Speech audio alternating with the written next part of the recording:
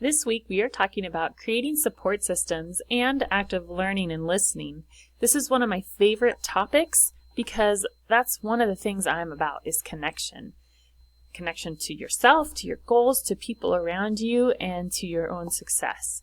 So let's break this down into two parts. So 2 videos. Part 1, we're going to focus on the resources and connection and communication aspect with things here on campus. And then part 2 is more about the active learning and listening that you'll need to be actively in class and engaged that way. Okay, part 1, resources.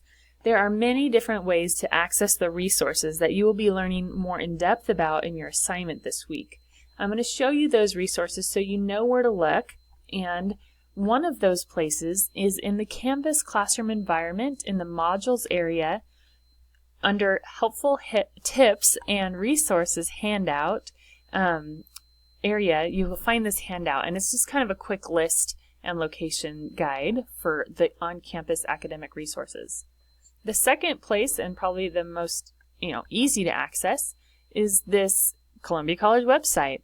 If you're looking for a specific place, you can type it in the search bar, or if you just want to look for student services in general, you can go ahead and click on the button, scroll down, and you're going to have a direct link to everything we have available. I'm going to show you the counseling services page. I am a counselor, so I'm involved here. And this is a great place to know how to make your counseling appointments, especially if you want an online session, what an educational plan appointment includes, frequently asked questions, and everything in between. So this is a great resource. Another resource that we have, the Columbia College Counseling has a web Facebook page. So if you're on Facebook, you can get on there and get some helpful updates. I am actually the person who updates that, and so I'll put pictures in from a club events on campus, or this was from course cancellations when we had some bad weather. So that's the kind of stuff I put on here when things come up on campus, so you can stay connected. So there are a few of those. Let's see, the Columbia College catalog, which hopefully you have in your possession or know how to access online. I will show you where to find that here on the website, just in case you need it. I just go back to the main Columbia College page, go to Admissions, Course Catalog, or you can go to Course Programs, College Catalog, and then click on that and it takes you right to it. Okay? So that is how you access the catalog. Then we also have workshops that are available for student success topics. My easiest way to find those would be the search bar. You type in workshops and press go. Then you will see student success workshops, number 1. This has the current workshops that are being offered, and they have all types of different focuses. Each semester it's a little bit different. We try to schedule them on different days and different times to try to make them available to anybody who might want to attend. And you can see my name's on here, but we have different things going on this semester, like a career and job exploration, or adjusting to college, or even financial fitness. Those are kind of our main themes this semester. So if you want to check that out, you'll probably find some extra credit coming from our class for attending those if you're able. So back to connection and how to build that. Getting involved with those resources, getting connected to people, that is how you succeed as a student, whether it's people here on campus or even just in your own life that support your efforts, who give you that break when you need it, who give you the push when you need it. Maybe it's the instructor that inspires you, or the counselor that helps you, or maybe it's a fellow student who is struggling alongside you. But sometimes connecting at a community college is a little bit challenging because you don't have, the fraternities or sororities, or the big events that happen that typically are common at universities. People, a lot of times, this is a commuter place. You come to class, you go home, you go to work. Maybe you're just taking online classes. How do you build community that way? There's all kinds of different challenges that come into connecting at a community college. Your book offers a lot of ways. They had a paragraph in there that had some great ideas. We're going to talk specifically about how to connect with and communicate with instructors and counselors. So you can contact your instructor. Information is typically found on your syllabus. If for some reason you don't have a syllabus, you can find the information in these other places. On the Columbia College website, there's a faculty and staff link, and there's a directory that you can look for whoever you want, whether you're in their class or not. I'm going to look for myself. Every faculty member is required to have at least some information on here about where their office location is, their contact information, if they have office hours, and their syllabus for the current courses they're teaching. So that's a great resource to kind of hunt us down. The catalog has the information as well. You can contact an instructor or counselor by phone, by email. You can make a face-to-face appointment. Most of us have drop-in time as well, so there's lots of ways to access. But there are definitely also ways to prep for those appointments to make them most valuable. When you're meeting with an instructor, it's wise to come in with some sort of a game plan. Are you going in for clarification on a topic?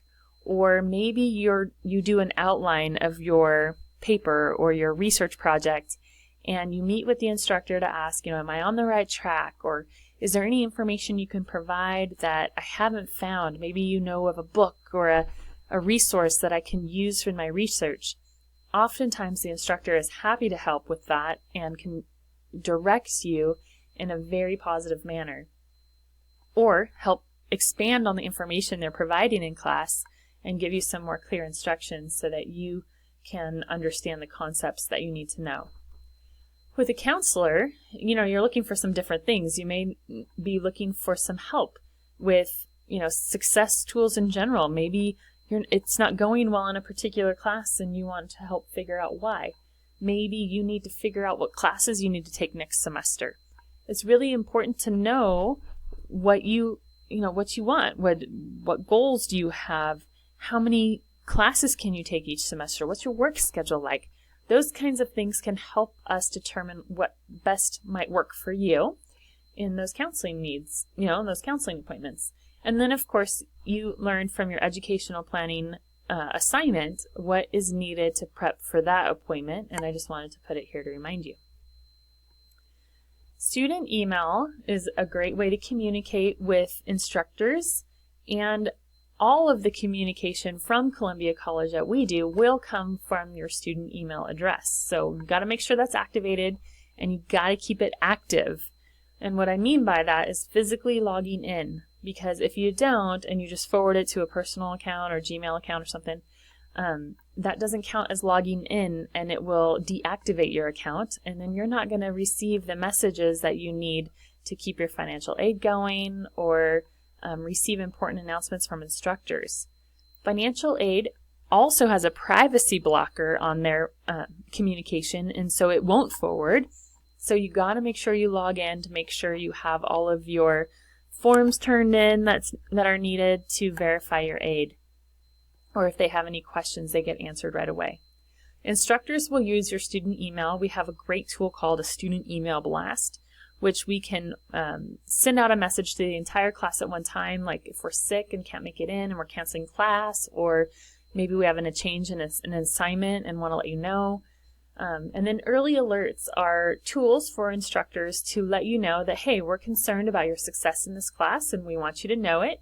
And also the counseling office receives those alerts. You'd get a call from the counseling office and say, hey, you want to come in and talk to a counselor about this? And then we can follow up with you. So you can also use your email address as a professional presentation for business, right? So like a resume or something. Maybe you created your email, when you were a kid, and it's maybe not the most appropriate for a resume. You can use that, your student email. It works pretty good. I have a couple examples next of emails that students would be sending to their instructor, and I want you to take a few minutes and read each one, and then we're going to talk about, maybe how to clearly think about what you're trying to communicate to an instructor. So this one, press pause and read through it really quick, noting the little subtleties that might be issues. All right, well, this email is fairly obvious. All the capital letters means that you're yelling at somebody. No capitals in front of the sentence. You're not writing professionally. You did not complete your homework. You are not really doing what it takes to pass the class, even though you say you don't want to fail. So there's all kinds of bad going on here, including the little sexy one for sure, right? That is not a professional email address. So all kinds of stuff. The student didn't even sign it, don't even know who it is or what class it's for. And that's very hard as an instructor. Sometimes instructors have 5 different classes filled with up to 50 people. They have no idea who some of you are. At Columbia, we have small class sizes, so it's a little more, familiar, but in general, it can still get pretty confusing. Now, this next one is an actual email received by my cousin, who is a professor at CSU Channel Islands. She received this very polite email from a student, and I'd like to pause and read it, and then we'll come back and talk about it. Now, this student is very concerned about his situation, right? There are a few things that are unprofessional in this, such as lowercase letters and misspellings that weren't, addressed. But in general, this student made a very good case for himself. However, critically thinking through what he's asking the instructor to do is to really be unethical in her grading system. While he did get, a C- is not a passing grade, and it's a class he completed last semester. Now, he's wanting to do some work to deservedly raise his grade. However, what about any other student who might have gotten the C- who is not getting the same opportunity? Or, there's all kinds of just ethical issues going on here. And as much as the instructor wanted to help this student, she just felt it wasn't fair to the other students. And, this teammate was very, very, very sad that he didn't get special treatment as an athlete. So you definitely have to pass your classes. You got to earn your grade. And you've got to be aware of where you're at in a class. And it's not the instructor's responsibility. It's yours, even if you are very polite and have caused big messes for yourself. So that said, we're going to go on to part 2 in the next video and talk about active learning and keeping up on those grades.